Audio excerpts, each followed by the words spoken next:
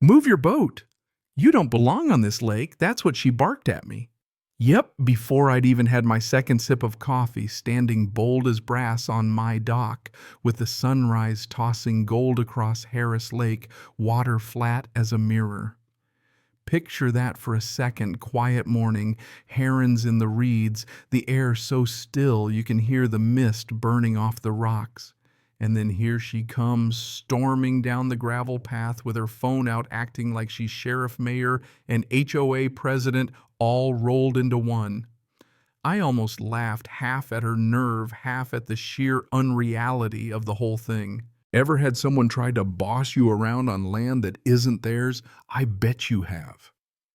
Drop your own story down in the comments. Makes me feel a little less crazy, you know. So here she is, blonde, early 40s, dressed in leggings that cost more than my fishing kayak iPhone, pointed at me like it's a taser.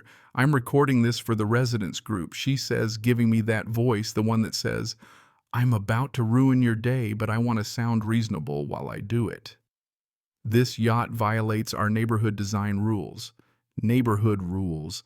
Lady, you'd think there's a secret manual that says you can't anchor a 38-foot azimuth at Harris Lake like it's too shiny for her taste. The morning had started out so peaceful.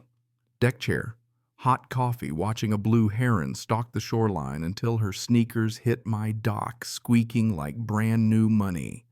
That kind of person, you know, not just rich, but hungry for the spotlight, PTA Warrior Town event queen. The type who smiles at your face and sends an email complaint the next minute. The kind of person who always gets her way, at least until today. What got me was how calculated she was. This wasn't spontaneous. She'd planned the perfect light for filming, made sure the dock was empty, except for me, even positioned herself to get the boat's nameplate in the shot. I set my coffee down, looked her right in the eye, figured she was used to scaring folks into submission. "Ma'am," I said, trying to keep it civil. "Not sure what codes you're talking about. Nobody's mentioned a problem before." She snaps her ponytail tight like she's prepping for a photo shoot, making sure I'm square in frame. "This is a family neighborhood. We have children who play by this water. Your ostentatious display of wealth is not appropriate for our lakefront society." Ostentatious. She'd just stepped over the private property sign, probably drove her Range Rover to get here.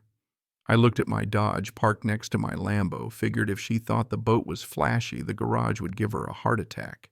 It was never about the boat or even the kids. You know that tone people use right before they say, "You don't fit here." That's what she was doing, letting me know without saying it, that my kind wasn't welcome. That was the moment the peaceful morning evaporated. Now, I've seen this playbook before back in Chicago in boardrooms, folks using concern to control. The phone wasn't about safety, it was a weapon. She wanted an audience for my supposed violation. I almost pitied her a little, but I'd been dealing with power players my whole career, and if she thought I'd fold just because her voice got sharp, she was in for a surprise. That's when I spotted May, 70s silver hair sitting on the cafe patio 50 yards away. Little terrier at her feet, watching the whole mess unfold. You know the type. Old money, no flash, just a quiet dignity, probably seen 1,000 HOA crusaders come and go. There was something in her posture, a calm that said she'd outlasted storms bigger than Aurora here. But Aurora wasn't done. She steps closer, right up in my space sneakers, squeaking, "Are you even listening? Rich people like you think you own everything. This is a community space." The irony, right? She's trespassing on my dock, acting like I'm the problem.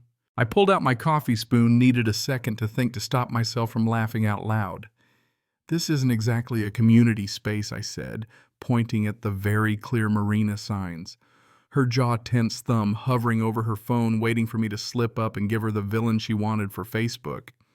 But I just kept calm, not sure what my wealth's got to do with it, and honestly, these are private docks. She hated that answer. She wanted a scene, wanted something juicy for next door. But May was watching, and somehow I got the feeling she knew something everyone else didn't. Aurora started typing mid-argument, probably live, posting, inventing a story about the arrogant boat owner. She finally sneered, "HOA has rules, and I intend to enforce them strictly." And maybe don't park that flashy car so close to the water. This is a family place. Then she strutted away, leaving me on the dock, wondering if I'd just stepped into a reality show. May caught my eye, raised her mug like she was toasting me or maybe warning me. There was something about her recognition almost. That evening I dug through old family boxes, found a photo of my grandfather Elijah Harris standing by this very dock compass on a leather cord around his neck, same as the one May wore. I felt the first twinge that there was a story here bigger than a petty HOA spat. By Thursday, Aurora had turned the coffee shop into a war room petition drive flyers. A couple other blondes working the crowd. The headline, "Stop Arrogant Boat Owner from Ruining Our Community." Subtle right. The newer folks, fresh HOA decals, rushed to sign. The old-timers, the ones who'd lived here since before the lake was trendy, shook their heads and walked away. I slipped in for coffee and heard May say, "He's not some outsider. His grandfather built half this place." Aurora snapped, "That doesn't give him special privileges." But May didn't back down. She started talking about my grandfather, how he donated land for the fire station, started Lake Day, gave more to this community than any HOA president ever did. Suddenly a man from the back pipes up 60-something paint under his nails. Wasn't his grandfather Elijah Harris? He's the reason this lake stayed public in the 70s. The mood shifted. Even Aurora wavered. For the first time I realized maybe I wasn't the outsider here after all. May came over, introduced herself properly, and said there were things about my grandfather about this place that I needed to know. Aurora tried to steer the conversation back to old money, but folks were listening to May, now not her. Something had shifted. Next morning, Aurora's HOA property signs were everywhere.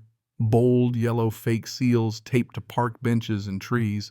Legal-sounding nonsense designed to scare folks into believing she actually ran the lake. I started documenting every single one, photos, GPS, the works. Felt like I was back in Chicago tracking a hostile PR campaign. Then came a new player, real estate agent, clipboard in hand, reciting Aurora's script about CEO wealth and community cohesion. She handed me a flyer, property values, community standards, the whole song and dance. "I'll pass this along to my attorney," I said, smiling just enough to make her nervous. She shuffled away, probably reporting back that the target wouldn't budge. That afternoon, Aurora emailed a cease and desist, fancy, legal language fake as her signs. I almost fell for it, but then May called. "You coming to the planning committee tonight? Bring your grandfather's compass." I dug it out. Old brass, worn, smooth initials etched on the side. That night, May handed me a wooden box. Inside were deeds, letters, news clippings. Turns out my grandfather had given the land for the lake, but with a twist, perpetual marina rights for Harris descendants. Legal binding written in black and white. May showed me Aurora's family history too, the Blackwoods developers who tried and failed to privatize the lake in the 70s. Aurora wasn't just pushing HOA rules, she was fighting her family's old grudge. Saturday was Lake Day. Aurora showed up with a certified appraiser, another fake. May exposed him in front of everyone, reading off his disciplinary record while Aurora wilted. Then the mayor stepped up, holding the original Harris deed. According to this, he said Lake Day begins with the Harris family ringing the ceremonial bell. The crowd was silent as he asked me by name to do the honors. Aurora tried to stop me, but even her former supporters had lost patience. May laid out the full story for the whole town, how Elijah Harris bought the old Blackwood estate, donated it for $1, kept marina rights for the family, and made Lake Day a public tradition. The mayor made it official. I rang the bell, deep bronze echoing across the water. For the first time, I felt like I belonged not just by blood, but by the weight of history. The fallout came fast. Aurora was fined, forced to take down every illegal sign herself, stripped of her HOA title, and stuck with $20,000 in legal costs for malicious prosecution. The real estate agent and appraiser vanished. The marina stayed open on my terms. Every other Saturday, families could use the docks for free kids learning to kayak where my grandfather once fished. 3 months later, Aurora appeared at my dock, humbled, holding a letter from her late father, apologizing to mine.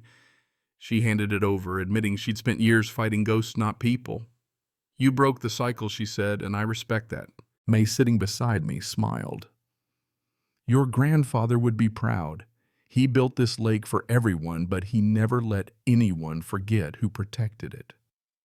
Looking out over Harris Lake, kids splashing boats drifting in the sunset, I realized legacy isn't about names on plaques or deeds. It's about what you do when the world tries to rewrite your family's story. If you made it this far, let me ask you, do you believe old grudges ever truly die, or do they just wait for someone brave enough to let them go? Drop your thoughts, share your stories below. Hit like if you think the right person won. And if you've ever stood your ground against a bully, a board, or just a bad neighbor, tell us how it turned out. This is your lake too.